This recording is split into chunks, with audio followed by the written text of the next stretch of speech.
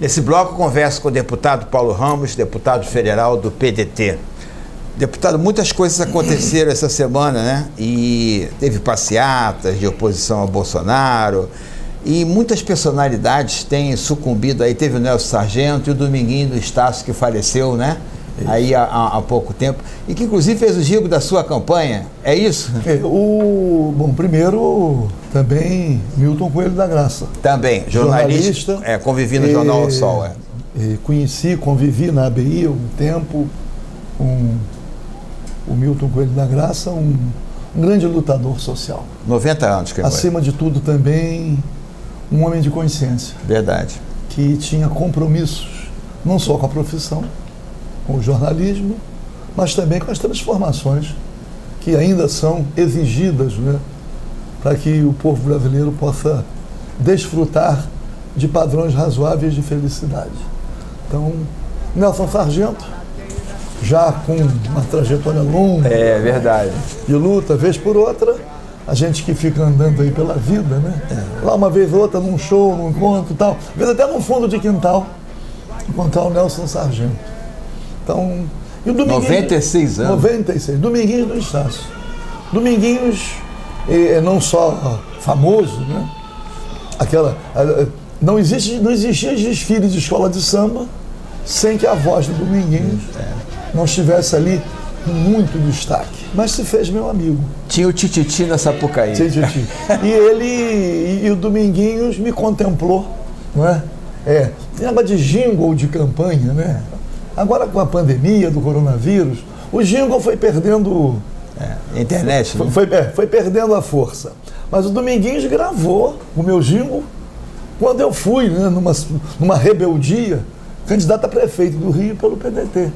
Né? Então ele gravou meu jingle, né? O senhor lembra? Lembra, não é? O caminhão da mudança chegou, arrastando a multidão. Sou Paulo Ramos, sou 12, o prefeito da transformação. O jingle era muito interessante. Então, e o Dominguinhos gravou. E depois gravou também uma candidatura minha a deputado estadual, ele também gravou, né? Eu vou contar 1, 2, 3, 4, 5. O meu voto é sagrado, com o meu voto eu não brinco. Na rima. O Dominguinhos deixa, né, o nosso convívio ainda com 80 anos e ainda com um futuro pela frente. Adoeceu, teve um problema cardiológico. E eu digo o seguinte, eu aprendi há muitos anos, tem uma frase que diz assim: já que não temos o poder da vida eterna, deixemos uma obra para atestar que vivemos. Muito bom. Nós falamos em Milton Coelho da Graça, como falamos em Nelson Sargento, né? E em Dominguinhos, naturalmente, que o testemunho que eles deixaram é um testemunho que permanece. Quer dizer, então, são os imortais, né? Verdade. Então, são as figuras imortais que ficam na nossa lembrança, no nosso coração, no nosso pesar. Num momento tão grave de pandemia do coronavírus, a luta pela vacina, a vacinação em massa, né? Então, é um momento muito dramático da vida do povo brasileiro. Deputado, nós tivemos essa semana agora, né, uma manifestação contra o governo Bolsonaro. Inclusive, o senhor participou também da passeata e tal, né? Quer dizer, essa movimentação foi de todos os partidos, mas não tinha muitos partidos políticos envolvidos na passeata, não? Não foi mais um ato político, não? Deixa eu dizer. Primeiro, uma manifestação do tamanho que foi, porque a manifestação aqui no Rio tinha muita gente. Eu fiquei desde cedo na estátua do Zumbi e caminhei até o Largo da Carioca. Muita gente. Muita gente. E não foi uma manifestação marcadamente partidária. Tem que registrar isto. Mas as fotos têm muitos partidos aí, os partidos. Porque, na verdade, os partidos políticos que mobilizam. E partidos políticos de oposição têm a obrigação de mobilizar, estar presentes. Claro que por vezes surge um ou outro que a gente chama de oportunismo. Como se estivesse tentando, vamos dizer, faturar, ou para a candidatura, uma manifestação daquele tamanho. que estavam lá, quero dizer isso. Primeiro, jovens da minha época de jovem. Imaginar que eu andei da Estátua do Zumbi ao Largo da Carioca, não é? Com disposição. Então, a influência da juventude, a juventude trabalhadora, a juventude secundarista, a juventude universitária. Foi uma presença massiva de jovens, mas também, né, lá os sedaianos, o pessoal dos Correios e Telégrafos, da Eletrobras, da Petrobras, da Casa da Moeda, do Banco do Brasil. Companheiros que lutaram contra ditaduras, mais velhos, no CLEP, estavam lá. Por quê? É uma reação ao governo Bolsonaro, não apenas o apelo, a reivindicação, a exigência da massificação da vacina, pô. Porque comprovadamente não existe imunidade de rebanho, como se todos tivessem que se contaminar. Aumenta o número de mortos num processo seletivo. Morrem os mais velhos, morrem os que têm comorbidades. Essa triagem nazista, porra. Porque é isto que o governo Bolsonaro tem que dizer isto. Quando o governo Bolsonaro virou as costas para a vacina, aliás, o Bolsonaro chegou a dar entrevista dizendo: todos nós vamos morrer um dia. Ele chegou a admitir que morrer não era só uma fatalidade, era uma necessidade. Seria uma depuração. Vamos nos livrar dos idosos. Vamos nos livrar daqueles que estão dando despesas porque tem outras doenças. E a pandemia agrava e morre. Enfim, está lá a CPI. Agora, deputado, só fazer uma parte aqui. Mas está em todos os jornais aqui, o Brasil é o quarto em vacinação. Deixa eu lhe dizer. É o quarto em vacinação no mundo. Sinal que o avanço dessa vacinação não é tão simples assim. Ou eu estou errado? A grande questão, ou está todo mundo errado? Não se pode justificar crimes a partir de certas referências. O que está comprovado no Brasil, é que no início da pandemia e durante a pandemia toda, inclusive hoje, virou as costas para a vacinação. É preciso dizer... Poderia estar mais avançado, é isso? Mas sem nenhuma dúvida, se o Instituto Butantan em São Paulo, que é um instituto estadual, não tivesse avançado na produção de vacinas, enfrentando a resistência do governo Bolsonaro, a vacinação hoje estaria em percentuais bem menores. Mas a Coronavac, ela está sendo contestada, inclusive alguns países não estão nem deixando os turistas entrar que foram vacinados com Coronavac. Isso aí é um processo, porque temos que reconhecer isto. É real isso. Existe uma competição. Eu tomei a AstraZeneca, levei lá o período para tomar a segunda dose. Houve também denúncias de consequências no coração, mesmo na própria Europa. Já houve países pararam. Também proibindo. A Alemanha, inclusive. Então, nós não vamos... A grande questão... Eu tomei Coronavac, por isso que eu estou perguntando. A grande questão é que já há fazendo trabalhos comparativos. A grande questão é que o Instituto Butantan em São Paulo teve a possibilidade de uma encomenda de insumos para produzir 100 milhões de vacinas. O governo resistiu, ideologicamente atacou a China para ter uma aliança com o governo dos Estados Unidos, negacionista também, mesmo sendo rejeitado pelo próprio Trump, que praticou alguns atos contra os interesses brasileiros na parte das relações comerciais. Não era um aliado, era um adversário, mas o bajulador é um problema. Esse é. Não é isso? O que o Bolsonaro bajulou o Donald Trump não está no gibi. Mas estaríamos numa etapa muito mais avançada. Muito mais, não é pouco mais. Porque 20% com primeira dose e 10% já com a segunda dose. Você sabe que a indústria farmacêutica talvez seja a mais inescrupulosa que a humanidade já criou. Na Índia, deputado, eles venderam a vacina e não tem mais vacina para vacinar o povo indiano por causa de dinheiro. Então como é que se diz? Nós não podemos eliminar as responsabilidades em função de atos praticados. Então, a CPI lá no Senado vem esclarecendo. E é uma coisa interessante.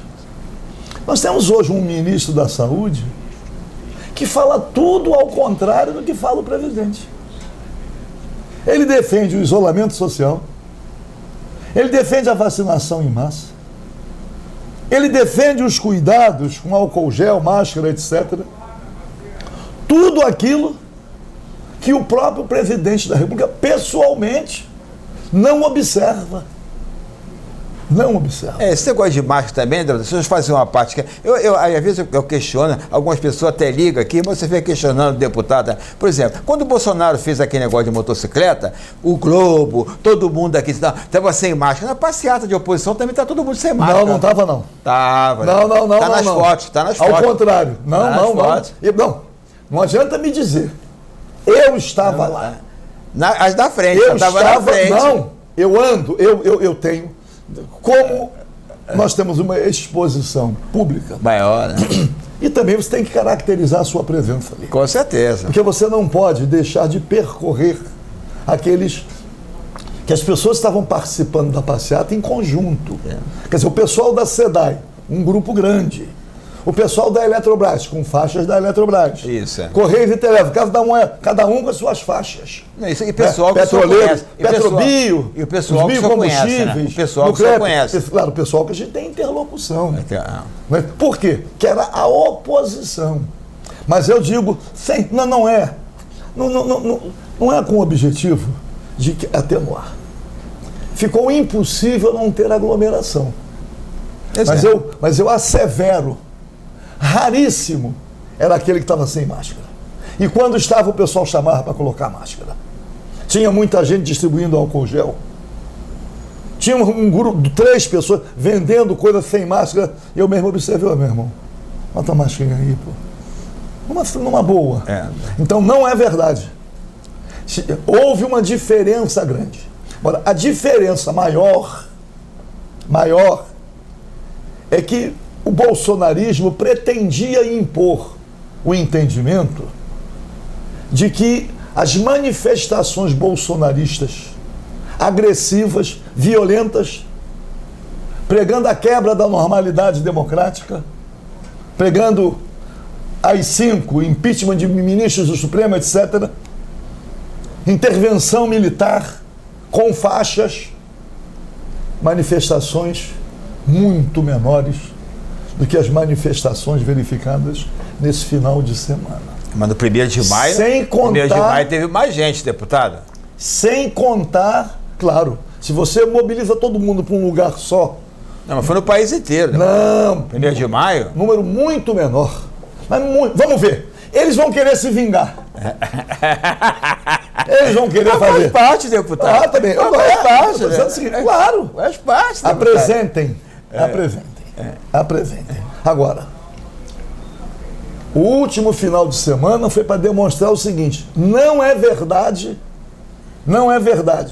que o povo esteja silenciado. Não, isso é democracia assim mesmo. Um compromisso com a responsabilidade. Que é responsável. Mas ficou inevitável, porque estava ficando a impressão de só quem tinha possibilidades por sucesso de mobilização era o Bolsonaro. Assim, foi assim, o confronto. É mentira. A maioria esmagadora do povo brasileiro não está satisfeita. Já existe, quando a gente vê a resposta, eu estava vendo o líder do governo na Câmara, Ricardo Barros, deputado pelo Paraná. Ele dizendo, não, ali essa manifestação está comprovando que a polarização Lula-Bolsonaro, por quê? Ele está registrando o temor do Bolsonaro não ir nem para o segundo turno. Quando ele já registra isso, essa polarização, no fundo, já é uma linha de recuo, que sabe que hoje, como é que o presidente da República não consegue espaço em nenhum partido político? Porque tem que ter uma explicação. Como é que é presidente da República e está sendo rejeitado? Não, porque ele quer o controle do partido. A grande questão... Deputado, deixa eu falar. Eu tenho entrevistado o pessoal do PFL, entendeu? Inclusive os bolsonaristas, e eles dizem o seguinte: há um temor de quem ao ingressar no partido político, lá na frente não tem a legenda para ele. Ele tem que ter o controle do partido político. Isso não acontece? Deixa eu dizer uma coisa. Lá na frente não há calça riada, né, deputado? Claro. Ele é cobra criada, né, deputado? Claro que isto é uma manipulação da informação. No fundo, ele não quer o controle total. Ele não quer compartilhar o controle. Ele quer ter controle em todas as unidades da federação.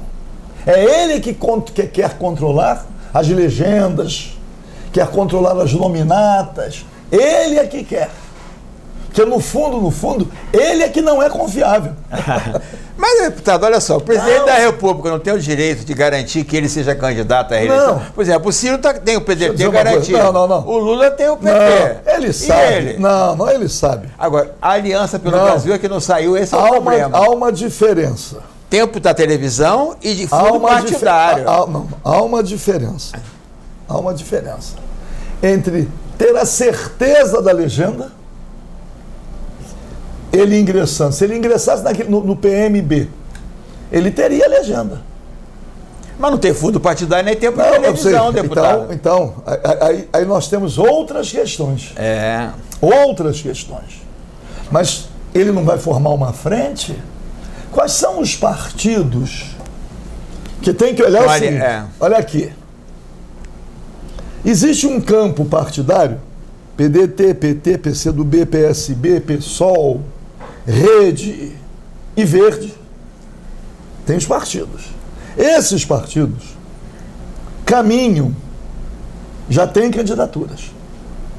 PSDB, DEM, PSD, PP, são partidos... E PSD também. Que querem ter um candidato. Que não é o Bolsonaro. A grande questão, eu digo partidos que têm mais identidade. Que você não pode dizer.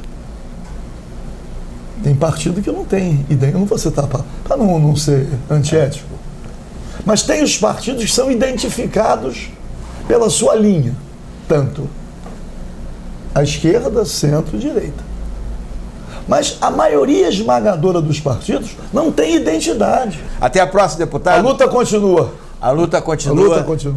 Deputado Paulo Ramos, do PDT. Vamos ter intervalo comercial e... só para lembrar, hein? Dia 12 agora, eu estreio mais um espetáculo retomando e dando emprego para artistas no Teatro Vanucci, Luiz Miguel, Senhor Bolero, hein? Sábado, 7h30 da noite. Dia 12, 19, 26 e 3 de julho. Pessoal da cultura, vamos dar trabalho para essa gente. Retornar à normalidade só com vacinação em massa. Vacina já.